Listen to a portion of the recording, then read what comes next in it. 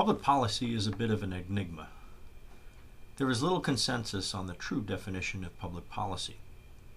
For example, we know that laws are codified in statutes, rules, and regulations, and they must be derived from a due process, enabling input from the public.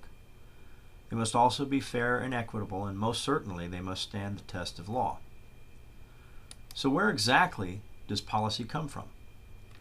In essence, when a law, rule, or other legislation is enacted, most often the interpretation of the law is very broad, specific, without definition. Rules or administrative codes help define or clarify a statute and lay specific framework for understanding and applying the law. However, the rulemaking process also must be conducted in formal and methodical fashion. Policy often bridges the gap between laws, statute, and behavior modification.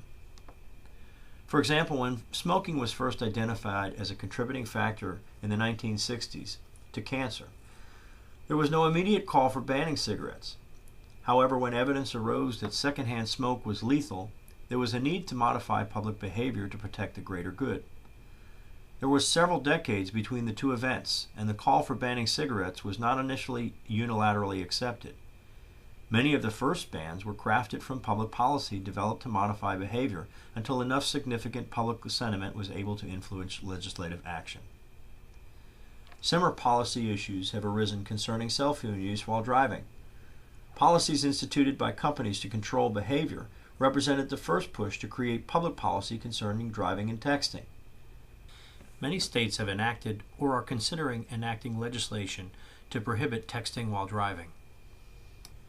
The main source of policy is through the executive branch.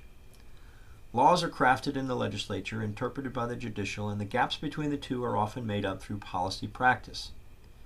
Certain circumstances cannot be handled by creating law, whether because of time constraints, inability to motivate legislative action, or other roadblock concerning the issue.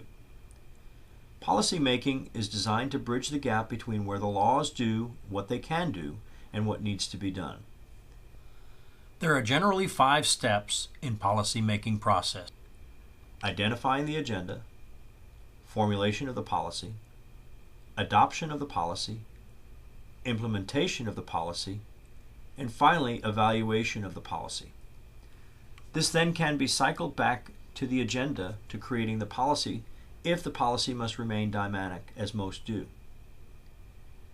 Most public policies are developed by government officials and agencies, although non-government organizations may have strong inputs, such as through lobbying or persuasion. Policy is generally designed to produce specific goal or produce finite results.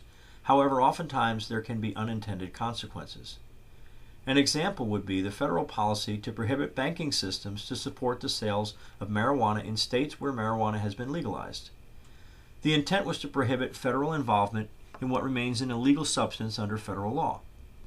The mandate prohibits the use of bank cards, charge cards, or other federally controlled electronic transactions to purchase marijuana. The unintended consequence, however, has turned the legalized sale of marijuana in these states into a cash business. This causes a twofold problem that revenue cannot appropriately be accounted for, and because of the high flow of cash in these institutions, the dispensaries have become targets for robbery. Policy can also be the result of inaction, such as a failure to enforce certain rules or laws. Some states have stated that they will refuse to deport illegal aliens that are detained as a result of non-criminal activity, which is direct conflict with current federal immigration policy. In this case, it is the policy of certain states to ignore the federal policy. A policy is a purposive course of action or inaction followed by an actor or set of actors in dealing with a problem or matter of concern.